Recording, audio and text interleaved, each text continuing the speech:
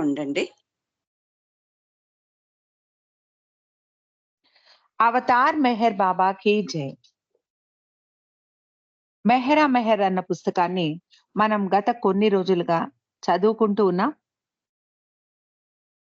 బాబా ప్రస్తుతం blue bus టూర్‌లో భాగంగా అజ్మేర్‌లో ఉన్నారు. అంటే స్త్రీ మండలి, పురుష మండలితో పాటు జూలై 16వ తారీఖున బాబా తన బృందంతో అజ్మీర్ నుండి మెహరాబాదు బయలుదేరాలి అని నిర్ణయించుకున్నారు. అంతలో చెట్టి బాబా చాలా కోపం తెచ్చుకొని ఇంటిని స్వచ్ఛపరచడం ప్రారంభించాడు. 3 గంటల సేపు ఒక చీపురు తీసుకొని కనపడ్డ సామాన్లన్నిటినీ ఊడ్చివేయడం ప్రారంభించాడు. బాబా అతడితో పాటు కూర్చోగానే అతడు కూడా నవ్వుతూ నిశ్శబ్దంగా కూర్చున్నాడు.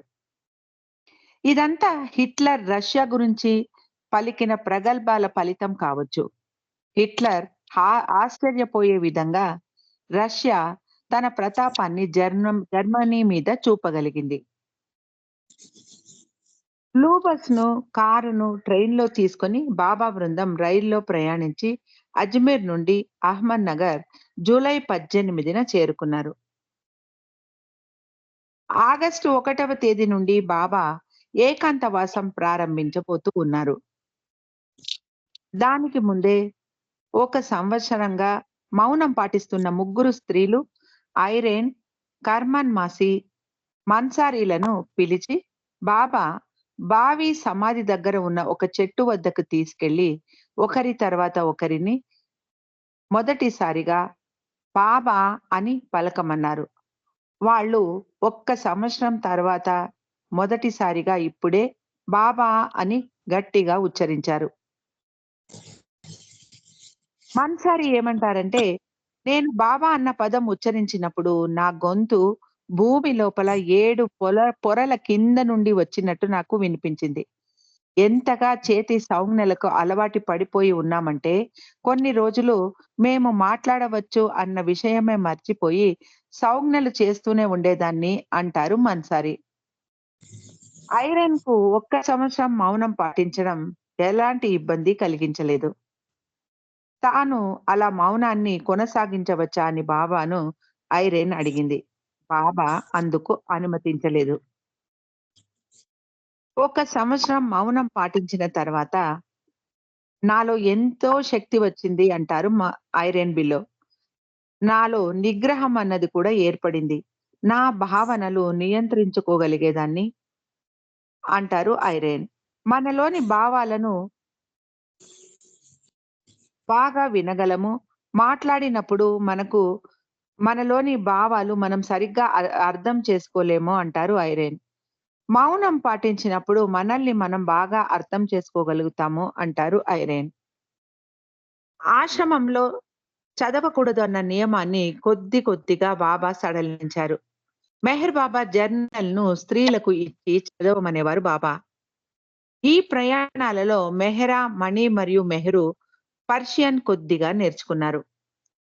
టైమ్ మ్యాగజైన్ నుండి రానోను యుద్ధ వార్తలు చదివి వినిపించమని బాబా చెప్పేవారు.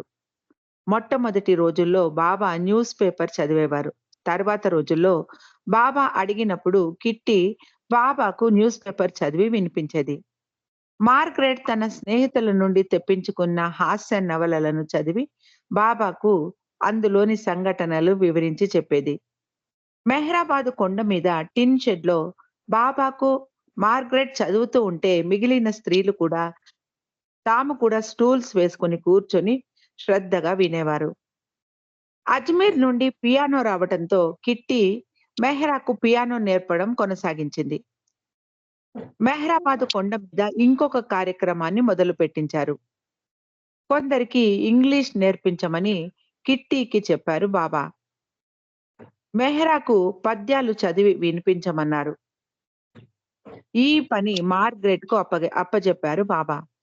అందరూ వారి వారి పనులను బాబా ఆపమని చెప్పే వరకు చేస్తూనే ఉండాలి.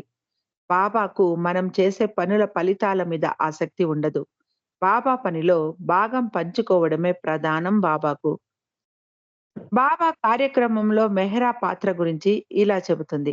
బాబా ఆ పాత్ర కోసం ఎవరినైనా ఎన్నుకొని ఉండవచ్చు. కానీ మెహరాను చూస్తే ఆమె కన్నా మిన్నగా ఆ పాత్రను పోషించగలిగేవారు ఎవ్వరు ఉండరు. ఆమె బాబా కోసం తన సర్వస్వాన్ని త్యాగం చేసింది. అలా మనం ఎవ్వరము చేయగలిగే వారం కాదు అంటారు కిట్టి డేవి. మార్గరెట్ ఇలా అంటుంది. బాబా స్త్రీ మండలిని అకస్మాత్ ఆధ్యాత్మికంగా ఎంతో ఉన్నత శిఖరాలకు తీసుకెళ్లారు. వారిని ప్రపంచానికి దూరంగా, ఏకాంతంగా ఉంచి, తర్వాత వారిని కొంచెం కొంచెంగా కిందికి భౌతిక ప్రపంచంలోకి తీసుకురావాల్సి ఉంది. తూర్పుకు, పడమటి దేశాల మధ్య ఉన్న అంతరాలను విరిచేశారు బాబా. వారిని ప్రపంచానికి దూరంగా ఆశ్రమంలో నివసించే సన్యాసినులలాగా అంటే నన్స్ లాగా ఉంచిన తర్వాత ప్రపంచంలోకి మరలా మెల్లమెల్లగా తీసుకొని వచ్చారు. మెహరాను చూస్తే ఆమె అలా తిరిగి రావడం ఆమెకు ఇష్టం ఉన్నట్టు కనిపించదు. అలా ఉండేది మెహ్రా జీవితం. మొదట్లో నాసిక్ ఆశ్రమంలో ఉన్నప్పుడు మాకు భారతదేశ స్త్రీ మండలితో ఎక్కువ పరిచయం గాని, దగ్గరితనం గాని ఉండలేదు. మెహరాబాద్‌లో మమ్మల్నందరినీ కలగలిపి బాబా అక్కడ ఉంచారు. మా అలవాట్లల్లో, అభిప్రాయాల్లో ఎన్ని భేదాలు ఉన్నా అన్నీ సర్దుకున్నాయి అంటారు కిట్టీదేవి. మెహ్రాబాద్‌లో బాబా ఎప్పుడూ మాతోనే ఉండేవారు కాదు. మమ్మల్ని ఒంటరిగా వదిలిపెట్టి ఎక్కువగా ప్రయాణాలు చేసేవారు. మేమందరం మెహ్రాబాదు కొండ మీద కలిసి బంధింపబడ్డట్టు ఉండేవాళ్ళం. ఎట్టి పరిస్థితులలోనూ మెహ్రా కలత చెందకుండా ప్రవర్తించేవాళ్ళం అంటారు మార్గరెట్.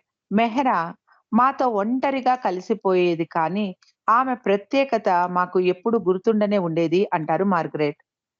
బాబా యొక్క ముఖ్యమైన ప్రాధాన్యత మెహ్రా ఎప్పుడూ సంతోషంగా ఉండేలా చూడటం. అంటూ కిట్టి ఇలా అంటారు. ఒకసారి మెహ్రా ఇలా చేయమంది అందుకే అలా చేశాను అని బాబాకు ఏదో సర్ది చెప్పబోయింది కిట్టి. నన్ను మెహ్రాను తప్పుబట్టమంటావా? నీ ఉద్దేశ్యం అదేనా? అన్నారు బాబా. ఏదైనా తప్పు జరిగితే బాబా మణిని మందలించేవారు కానీ, ఎప్పుడూ మెహ్రాను మందలించేవారు కాదు. ఒక్కొక్కసారి మణి బలి పశువయ్యేది. బాబా పని కోసం మెహ్రాను ఎప్పుడూ సంతోషంగా ఉంచడం చాలా చాలా ముఖ్యం. బాబా కరీం బాబా కోసం కట్టిన వెదురుతో నిర్మించిన పంజరం గదిలో ఏకాంతవాసాన్ని ప్రారంభించారు. ఆ గదికి ఒక చిన్న కిటికీలాగా చేసి బాబా తన అక్షర ఫలకాన్ని బయటపెట్టి ఏదైనా చెప్పాలనుకుంటే చెప్పేవారు. మెహ్రా తయారు చేసి పంపించిన అన్నం, పప్పు ఒక్క పూట మాత్రమే తినేవారు బాబా. ఉదయం 11 గంటల నుండి 4 గంటల వరకు ఎలాంటి శబ్దము చెయ్యకుండా నిశ్శబ్దం పాటించమని బాబా అందరినీ ఆదేశించారు. కుక్కలు మొరగకుండా, పక్షులు కూడా కూయకుండా జాగ్రత్త వహించేవారు స్త్రీ మండలి వారు. ఎవరు తనను చూడకుండా మొహానికి గుడ్డ కట్టుకునేవారు బాబా ఆ రోజుల్లో. కృష్ణన్ నాయర్ బాబా గదిని శుభ్రపరిచేవాడు. అతడు అలా లోపలికి వెళ్ళినప్పుడు బాబా దూరంగా వెళ్ళిపోయేవారు. అతడు తనను చూడకుండా బాబా జాగ్రత్త పడేవారు. బాబా ఏకాంత సమయంలో కొండ మీద హోరున గాలి వీస్తూ ఉండేది. పై కప్పు మీద రేకులు ఆ గాలికి అల్లాడుతూ పెద్దగా శబ్దం చేసేవి. మొట్టమొదటి వారం ఈ హోరు గాలి సృష్టిస్తున్న భీకర శబ్దానికి బాబా చాలా అలసిపోయారు. మాయ నాకు విరుద్ధంగా తన ప్రతాపాన్ని చూపుతోంది అని చెప్పి పంపించారు బాబా. ఈ శబ్దం నుండి తప్పించుకోవడానికి బాబా తన మకాంను డోమ్ లోపలికి అంటే తన బావి సమాధి గదిలోకి మార్చారు. ఆ గది చుట్టూ ఒక గుడ్డతో తెరలాగా కట్టించారు. ఎవ్వరూ తనను చూడకూడదు అన్న ఉద్దేశంతో. కానీ అక్కడ కూడా బాబాకు భంగం కలిగింది. బాబా క్యాబిన్‌లోనికి మారాలి అని అనుకునే లోపలే చట్టి బాబా తన సామాన్లతో క్యాబిన్‌లోకి వెళ్ళిపోవడంతో బాబా వేరే చోటును ఎంచుకొని ఆ రాత్రి అక్కడ పడుకున్నారు. ఈ పరిణామాలతో విసిగిపోయిన బాబా తన ఏకాంతవాసాన్ని పంచగనిలో కొనసాగించాలి అని నిర్ణయించుకున్నారు. బాబా అలా నిర్ణయం తీసుకోగానే హోరున వీచే గాలి ఆగిపోయింది. కానీ బాబా అక్కడి నుండి బయలుదేరాలి అన్న నిర్ణయాన్ని మానుకోలేదు. సెప్టెంబర్ 3వ తారీఖున ఉదయం 7 గంటలకు తన పురుష మండలి మరియు స్త్రీ మండలితో బ్లూ బస్ మరియు కార్లలో పంచగనికి బయలుదేరారు. స్త్రీల కోసం 2 బంగళాలు, పురుషుల కోసం 2 బంగళాలు తీసుకున్నారు. దాదాపు 2 నెలలు పంచగనిలో ఉన్నారు బాబా. చట్టి బాబాతో పని చేయసాగారు అక్కడ. కానీ ఎందుకో చట్టి బాబా చాలా కోపంగా తయారయ్యాడు. బాబాతో 2 సంవత్సరాలు ఉన్నా కూడా ఇప్పుడు తన ఇంటికి వెళ్ళిపోతాను అంటూ మారం చేయసాగాడు. అతడి సమయం అయిపోయింది. అతడు మళ్ళీ వెళ్ళిపోతాను అంటే నేను అతన్ని పంపించి వేస్తాను. కానీ నా ప్రాణాలకన్నిటిని నా ప్రణాళికలు అన్నిటినీ నేను మార్చుకోవాల్సి ఉంటుంది అని బాబా చెప్పారు. మొదటి వారం వాతావరణం బాగానే ఉంది. ఎండ బాగా కాసింది. తర్వాత మళ్ళీ వర్షం ప్రారంభం అవ్వడంతో చట్టి బాబా మళ్ళీ కోపం తెచ్చుకొని వెళ్ళిపోతాను అనడం ప్రారంభించాడు. సెప్టెంబర్ 15వ తారీఖు బాబా చట్టి బాబాను ఇద్దరి మండలి వారితో అతడి ఇంటికి పంపించేశారు. వెళ్ళిపోయేటప్పుడు చట్టి బాబా కళ్ళనీరు పెట్టుకున్నాడు. మార్గరెట్ ఇలా అంటారు. చట్టి బాబా కారు దూరం అవుతున్నప్పుడు బాబా చాలా విచారంగా కనపడ్డారు.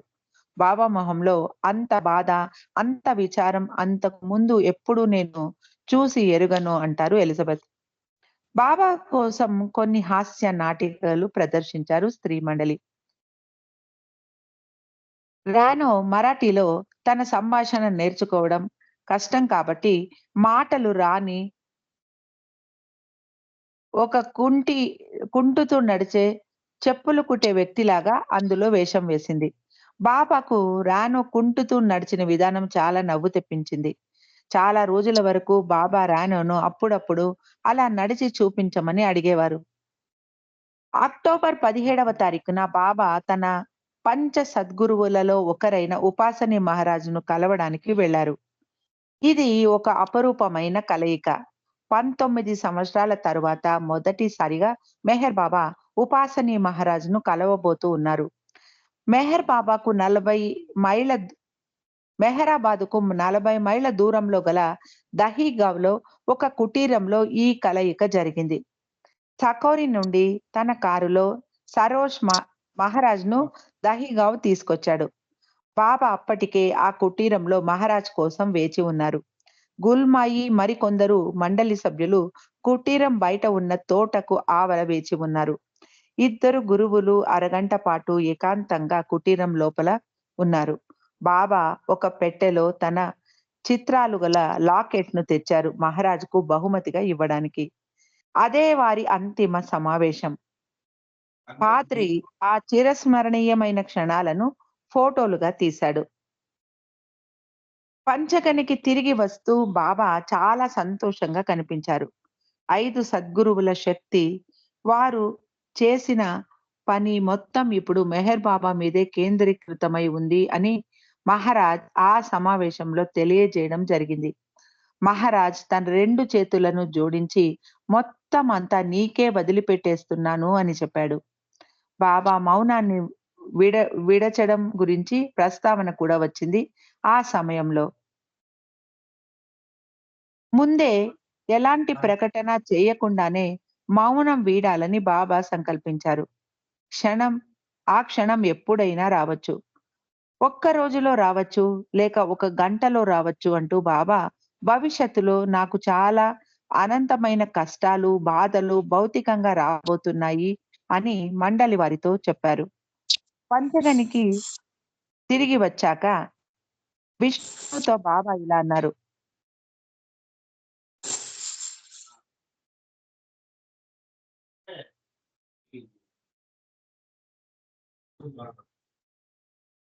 జయబాబు అండి ఎవరిదో మ్యూట్‌లో లేదు. ఎవరు చూసుకొని కనీసం సుశీల గారు ఏది? మ్యూట్ చేసుకున్నారా? ఆ! జయబాబా.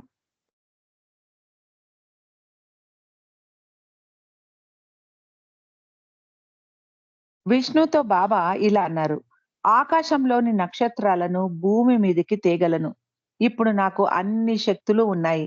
మహారాజ్ తన శక్తులను ఇప్పుడు నాకు సమర్పించేశాడు అన్నారు బాబా. సరిగ్గా 2 నెలల తర్వాత ఉపాసని మహారాజ్ తన దేహాన్ని చాలించాడు. అక్టోబర్ 20వ తారీఖున పంచగనిలో దీపావళి పండుగ జరుపుకున్నారు.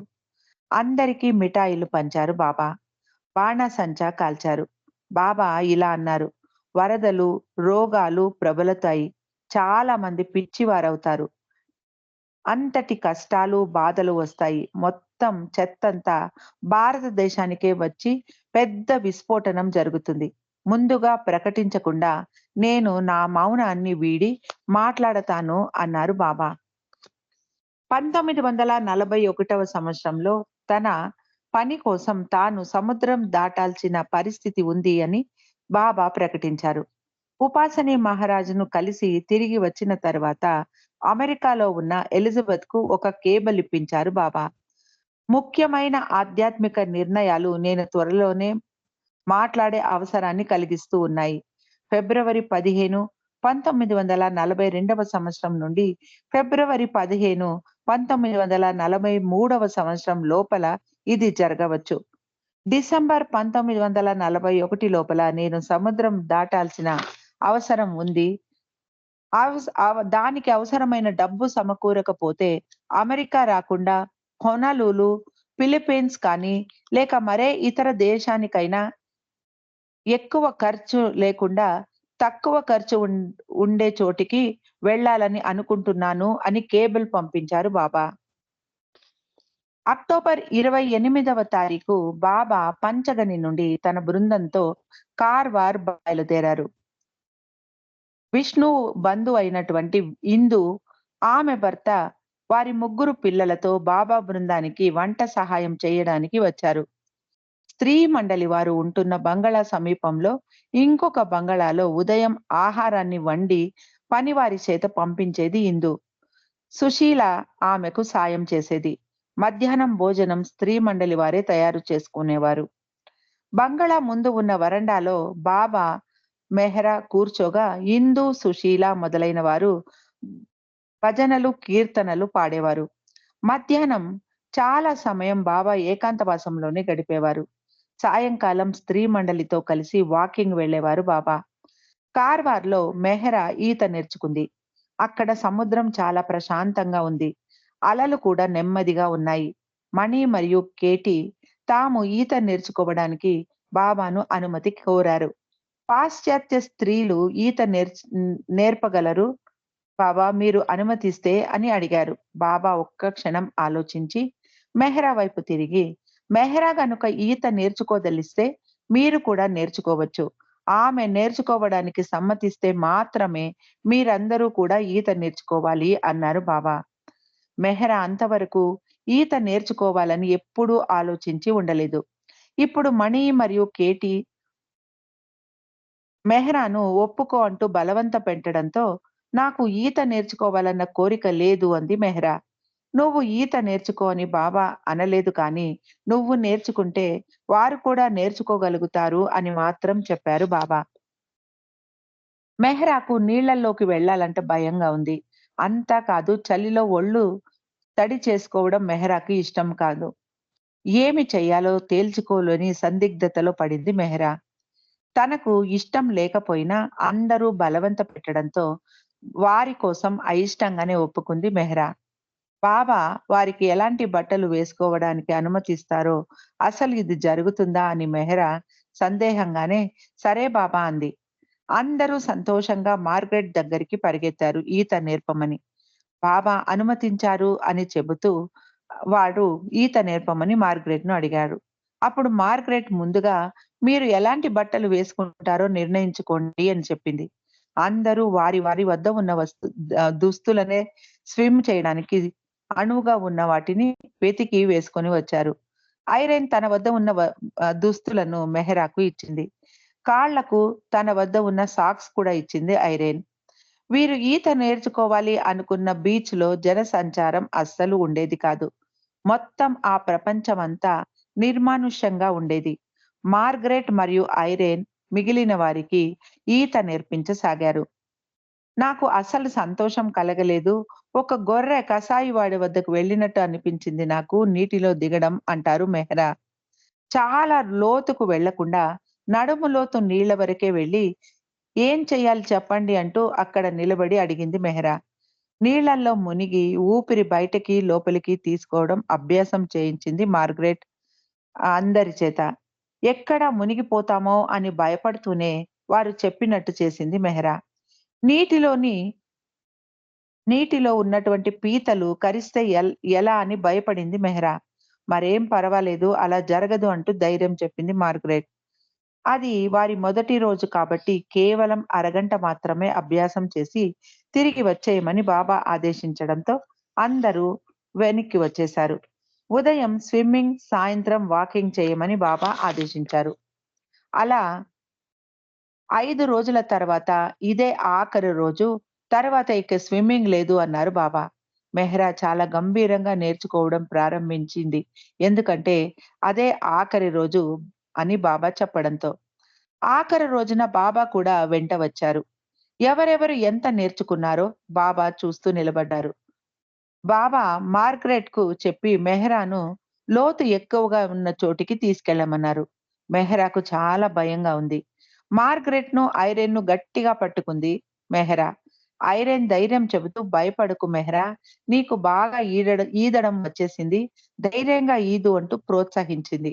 బాబా అందరిని 10 స్ట్రోక్స్ చేసి వెనక్కి వచ్చేయమన్నారు.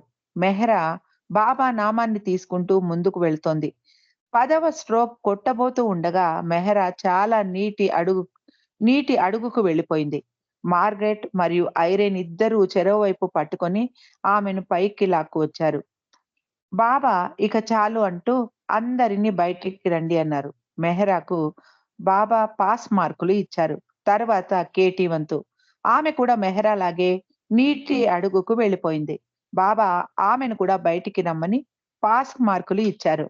మణి వంతు రాగానే మణి ఒక స్ట్రోక్ కూడా చేయలేకపోయింది. మణి బాగా నేర్చుకోలేదు కాబట్టి ఇంకొన్ని రోజులు మణికి ఈత నేర్పమని మార్గరెట్‌తో బాబా చెప్పారు. కొన్ని రోజులు మార్గరెట్ మణికి మాత్రమే ఈత నేర్పించినా మణి నేర్చుకోలేకపోయింది. ఇక చాలు అని బాబా అనడంతో ఆ విషయం అంతటితో ఆపేశారు. నాకు సముద్రం అంటే ఇష్టం. కానీ చాలా సమయం సముద్రం దగ్గరే ఉంటే చూసి చూసి విసుగు కలుగుతుంది అంటారు మెహ్రా. నాకు కొండలు, నదులు, సరస్సులు, నీటి కాలువలంటే ఇష్టం అని మెహ్రా చెప్పేది. నవంబర్ 8వ తారీఖున అందరూ కార్వార్ నుండి బెళగాం వెళ్లారు.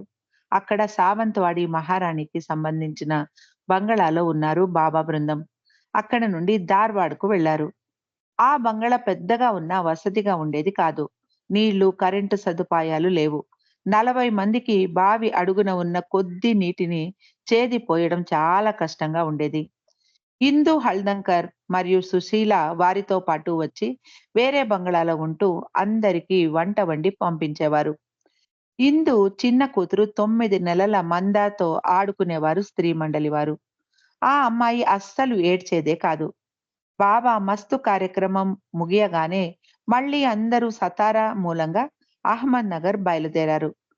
అదే ఆఖరిసారి బాబా బ్లూ బస్‌లో ప్రయాణం చేయడం. బాబా ఇలా అన్నారు. కృష్ణుడికి తన రథం ఎలాగో ఈ బ్లూ బస్ నాకు అలాగా. నా వ్యక్తిగత వ్యక్తీకరణ తరువాత జనం దీన్ని పూజిస్తారు అని బాబా చెప్పారు. తిరిగి మెహ్రాబాద్‌కు వచ్చిన తర్వాత బాబా తన బావి సమాధిలో కూర్చొని ఏకాంతవాసం ప్రారంభించారు. చాలా అత్యవసరం అయితే మాత్రమే మండలి వారిని బాబా కలిసేవారు. ఈ సమయంలో షిరీన్ మాయి పూణే నుండి వచ్చింది. ఆమెకు గుల్మాయికి కొంచెం వాగ్వివాదం జరిగింది. ఈ విషయం విని బాబా ఇలా అన్నారు. నా తండ్రి షరియార్జీ చాలా ఉన్నతమైనటువంటి ఆత్మ. అతడి హృదయం చాలా మంచిది. అతడు చాలా నెమ్మదస్తుడు. నేను అనుకూలమైన, ప్రతికూలమైన 2 రకాల స్వభావాలను సంతులనం చేయాలి. నా తల్లి స్వభావం మూలాన నేను ఎంతో ఓర్పును పెంపొందించుకోవాలి మరియు బాధలు అనుభవించాలి. ఎలా ఉన్నా నేను వారిద్దరిని అమితంగా ప్రేమిస్తాను. వారిద్దరికీ మోక్షాన్ని ప్రసాదించడం జరుగుతుంది అన్నారు బాబా. 12వ తారీఖున ధుని వెలిగించమని బాబా పురుష మండలికి చెప్పారు. ఈసారి ధుని వెలిగించడం వర్షం కోసం కాదు. అది నా కార్యనిమిత్తం నేను ఏదో నిర్దిష్టమైన ప్రయోజనాన్ని ఆశించి ఈ ఆదేశాన్ని ఇస్తున్నాను అన్నారు బాబా. సాయిబాబా కూడా మొదటి ప్రపంచ యుద్ధాన్ని నిర్వహిస్తూ ఉన్నప్పుడు ఇలాగే దీపాలు వెలిగించేవాడు. హిట్లర్ ఇంకా రష్యా చేతిలో పరాజయం పొందలేదు. జపాన్, థాయిలాండ్, ఇండోనేషియా మరియు చైనాలో చాలా భాగాన్ని ఆక్రమించుకున్నారు.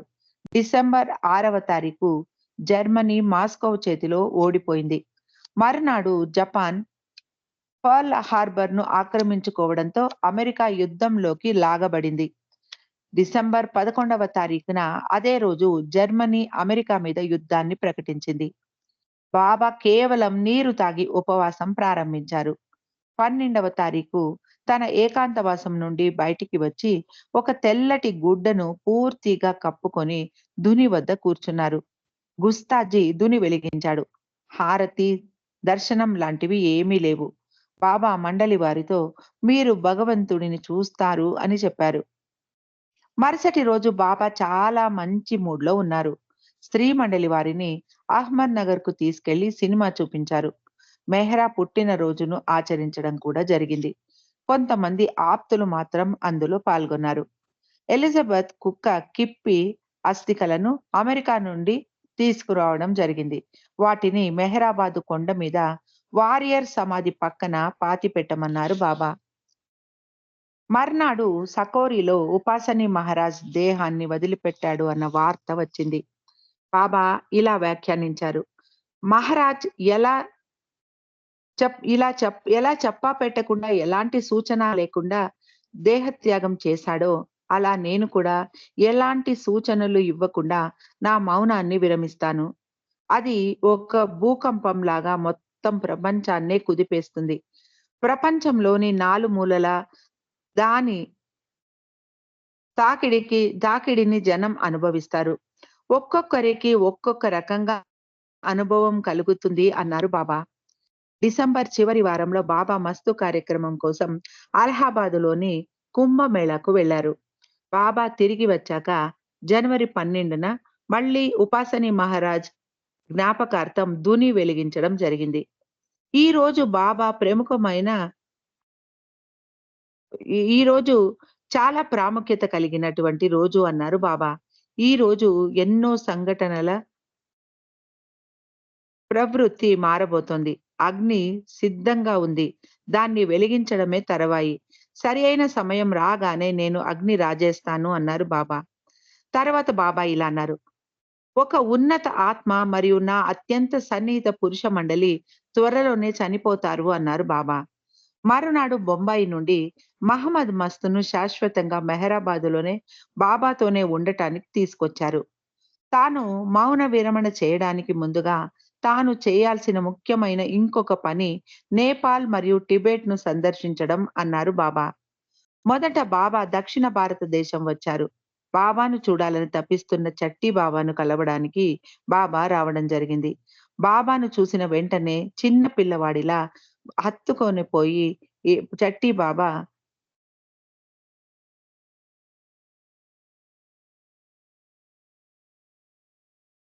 చాలా సంబరపడ్డాడు. బాబా మెహరాబాద్‌కు తిరిగి వచ్చి మళ్ళీ అందరినీ డెహ్రాడూన్ తీసుకెళ్లాలన్న తన ప్రణాళికను వివరించారు. బ్లూ బస్‌ను వాడటం మానేయడంతో బాబా బృందం ట్రైన్‌లో ప్రయాణించి డెహ్రాడూన్ చేరుకున్నారు.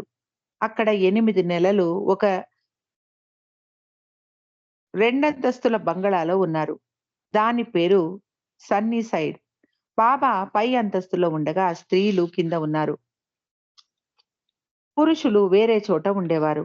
బాబా ద్వారా తమ పిల్లలు హోమ మరియు దారాల నవజోత్ జరిపించాలని దాదా చాందీ కుటుంబం డెహ్రాడూన్ వచ్చారు. బెంగళూరులో 2 సంవత్సరాలు ఉండి ఫ్రీని మళ్ళీ నాసిక్ తిరిగి వచ్చేసింది. ఆమె పరిస్థితి బాగాలేదు. మానసికంగా చాలా అస్వస్థతకు లోనై కోపంతో ఊగిపోతూ ఉండేది ఫ్రీని. జపాన్ బర్మాను ఆక్రమించి రంగూన్ పైన బాంబులతో దాడి చేసింది. బ్రిటిష్ బలగాలు రంగూన్‌కు సహాయంగా నిలిచాయి. రంగూన్ గనుక జపాన్‌కు లొంగిపోతే జపాన్ కలకత్తా మీద దాడి చెయ్యగలదు అనుకున్నారు. మార్చ్ నెలలో రంగూన్ ఓడిపోయింది. కానీ అనుకున్నట్టు జపాన్ కలకత్తా మీదికి రాలేదు. పరిస్థితి చాలా గంభీరంగా మాత్రం తయారైంది. బాబా రానోను పిలిచి, "నీవు అమెరికాకు తిరిగి వెళ్ళాలనుకుంటున్నావా?" అని అడిగారు. రానో ఆశ్చర్యంగా, "నన్ను ఎందుకు అలా అడుగుతున్నారు బాబా?" అంది. రానో సోదరుడు పంపించిన కేబుల్ చూపిస్తూ, "బాబా కావాలంటే నీకు టికెట్ నేనే తీసి పంపిస్తాను" అన్నారు. రానో ఆ టెలిగ్రామ్ చూసి చింపివేసింది. "నాకు అమెరికా వెళ్ళే ఉద్దేశ్యం లేదు బాబా" అని దృఢంగా చెప్పింది. బాబా స్త్రీ మండలికి డివైన్ థీమ్ దివ్య ఇతివృత్తం ముద్రించిన పాంప్లెట్స్ ఇచ్చి రోజు అరగంట దాని మీద ధ్యానం చెయ్యమని ఆదేశించారు. "మీకు ఎవరికైనా దాని అర్థం తెలుసా?" అని బాబా అడిగారు. అందరూ మాట్లాడకుండా చూస్తూ ఊరుకున్నారు. బాబా మార్గరెట్ మరియు రానోల వైపు చూశారు. వారు కూడా జవాబు చెప్పలేదు. అప్పుడు బాబా వారికి దాన్ని వివరించారు. యుద్ధం గురించి బాబా రానోను అమెరికా ఎందుకు యుద్ధంలోకి ప్రవేశించింది అని అడుగుతూ, ఇండియాకు స్వాతంత్రం వస్తుంది. ప్రపంచాన్ని ఆధ్యాత్మికంగా ముందుకు తీసుకువెళ్లడంలో భారతదేశం ప్రముఖ పాత్రను పోషించాల్సి ఉంది. అలా జరగాలంటే భారతదేశం స్వతంత్రంగా ఉండాల్సిన అవసరం ఉంది అన్నారు. అప్పటికి భారతదేశానికి స్వతంత్రం వచ్చే పరిస్థితులు అనుకూలంగా లేవు. కానీ 5 సంవత్సరాల తరువాత బాబా చెప్పినట్టు ఇండియాకు స్వాతంత్రం రానే వచ్చింది.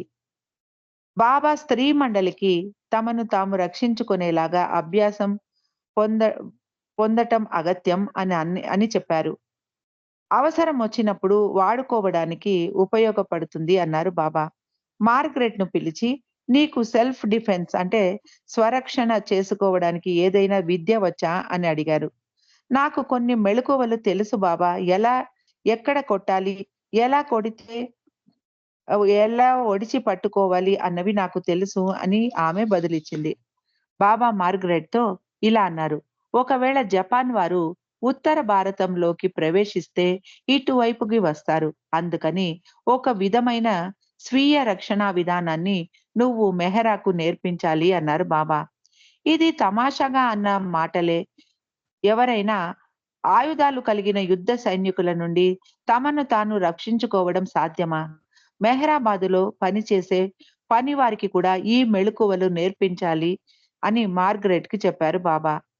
మార్గరెట్ రోజు మధ్యాహ్నం పూట ఈ పనివారందరినీ లాఠీలు పట్టుకొని కసరత్తులు అభ్యాసం చేయడం ప్రారంభించింది. ఎవరికైనా గాయాలు తగిలి పడిపోతే వారిని ఎలా మోసుకొని వెళ్ళాలి మొదలైన వాటి గురించి తర్ఫీదు ఇచ్చేది మార్గరెట్. ఒకవేళ ఏదైనా ఆపద సంభవిస్తే మెహ్రాను ఎలా కాపాడాలి అన్న దానికి ఒక ప్రణాళిక తయారుగా ఉంచుకోవాలి అని కూడా అనుకుంది మార్గరెట్. తగినన్ని లాఠీలు లేనందున కొందరు స్త్రీలు కారం పొడి పట్టుకొని సిద్ధంగా ఉండాలి. ఒకవేళ ఎవరైనా జపాను సైనికులు అటువైపు వస్తే వారి కంటిలో చల్లడానికి అన్నట్టు. ఎన్ని ఆయుధాలు కలిగి ఉన్నా కారం పొడి కంట్లో పడితే ఎవ్వరూ తట్టుకోలేరు అంటారు మార్గరెట్. ఇలా స్త్రీలు ఆశ్రమంలో లాఠీలతో అభ్యాసం చేస్తూ ఉంటే, ఆ చుట్టుపక్కల ప్రదేశాలలో కొందరు లాఠీలతో బ్రిటిష్ సైన్యాల మీద దాడి చేయడం జరిగింది. బహుశా ఈ సమయంలో ఆశ్రమంలోని స్త్రీల ద్వారా పనిచేస్తూ ప్రపంచంలోని పరిణామాలను కలుగజేస్తున్నారేమో బాబా అంటారు మార్గరెట్. ఏప్రిల్ 12వ తారీఖు నాడు బాబా మార్గరెట్‌కు చెప్పి ఒక గన్ కోసం అర్జీ పెట్టుకోమన్నారు. కానీ అది కార్యాచరణను దాల్చలేదు. మార్గరెట్ మొదటి వారంలో బాబా జీవితం నుండి ఒక సుడి గుండంలాగా మార్చ్ 1వ వారంలో బాబా జీవితం ఒక సుడిగుండంలాగా మారబోతుంది అన్నారు. బెంగళూరులో ఉన్న ఎరుచ్‌కు కేబుల్ పంపించి అతడి కుటుంబంతో సహా డెహ్రాడూన్ వచ్చేయమన్నారు బాబా. ఏరోజ్ తన తల్లి గైమాయి, తమ్ముడు మేర్వాన్, చెల్లెళ్ళు మెహరు, మనులను వెంట తీసుకొని డెహ్రాడూన్ వచ్చాడు. ఏరోజ్ తన కుటుంబ సభ్యులను కూడా తీసుకురావడం బాబాకు చిరాకు తెప్పించింది. వారిని లోపలికి అనుమతించకుండా బయట ఎండలోనే చాలా సేపు బంగళా బయటే నిలబెట్టేశారు బాబా. అసలు జరిగిందేమిటంటే, అప్పుడు బెంగళూరు మీద బాంబు దాడి జరుగుతుంది అన్న వదంతి చాలా ప్రబలంగా ఉండేది. ఈ విషయం తెలిసి పాప జసావాలా తన కుటుంబ సభ్యులు అప్పుడు లోనే ఉండటంతో వారిని అక్కడి నుండి రప్పించడానికి బాబా పంపించినట్టు పాపాయే ఒక కేబుల్ పంపించాడు. తాను రమ్మంటే వారు రారు అనుకొని.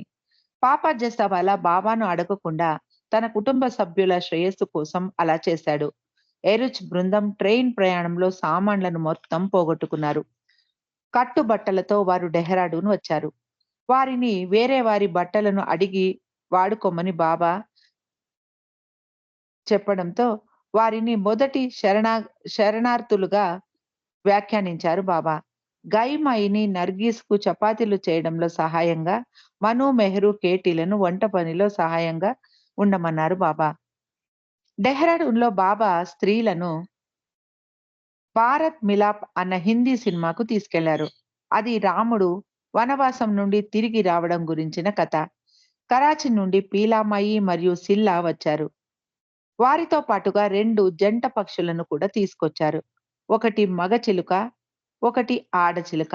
బాబా వాటిని స్వీకరించారు. మెహ్రా మరికొంతమంది వాటిని చూసుకునేవారు. స్త్రీలకు మంచి కాలక్షేపం దొరికింది ఈ పక్షులతో. మగ పక్షి కొద్ది రోజుల తర్వాత చనిపోయింది. ఆడపక్షి మాత్రం మిట్టు అని పేరు పెట్టారు. అది మాత్రం వారితో కొన్ని సంవత్సరాలు ఉండేది. ఈ మిట్టు చాలా తుంటరిది. అక్కడ ఉన్న చిన్న ఫర్నిచర్‌ను కొరికి కొరికి ఆహ్, గుండ చేస్తూ ఉండేది. ఎవరైనా అది అలా చేస్తూ ఉండడం చూస్తే దాని మీద అరిచి మళ్ళీ దాన్ని తీసుకెళ్లి పంజరంలో పెట్టేసేవారు. ఒకరోజు కొన్ని బాబా వస్తువులను ఉంచిన ఒక బ్యాగ్‌ను మెహ్రా మంచం పక్కన పెట్టి మర్చిపోయింది మెహ్రా. ఈ మిట్టు ఆ బ్యాగ్‌లోని వస్తువులన్నిటిని కొరికేసింది. అది గమనించిన మెహ్రా ఒక పెన్సిల్ తీసుకొని మెల్లగా ఆ బ్యాగ్‌లో ఉన్న మిట్టు మీద కొట్టింది బయటికి రమ్మని. కానీ మిట్టు అది పట్టించుకోకుండా తన పని తాను చేసుకుంటూ గట్టిగా అరవసాగింది. ఆ శబ్దం నిద్రపోతూ ఉన్న కేటీకి నిద్రాభంగం కలిగించింది. బాబా మిట్టును మవాలి అంటే పోకిరి అని పిలిచేవారు.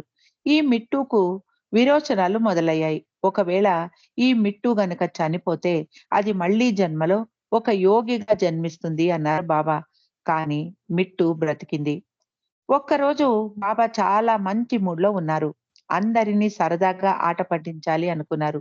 ముందుగా మణిని ఎవ్వరు చూడకుండా పిలిచి తన ప్లాన్ వివరించారు బాబా.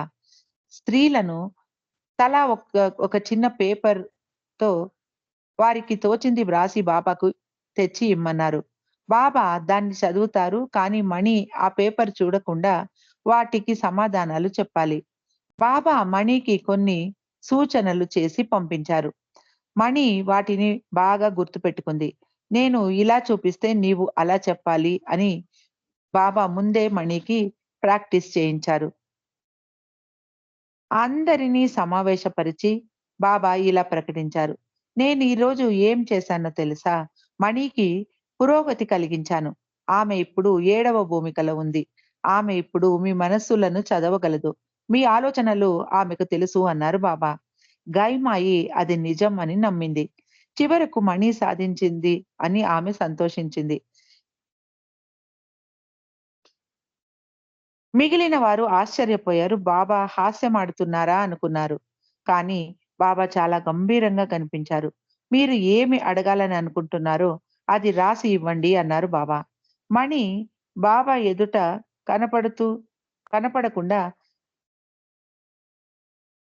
మణి బాబా ఎవరికీ కనపడకుండా చేస్తున్న సూచనలను అనుసరించి సమాధానాలు చెప్పసాగింది.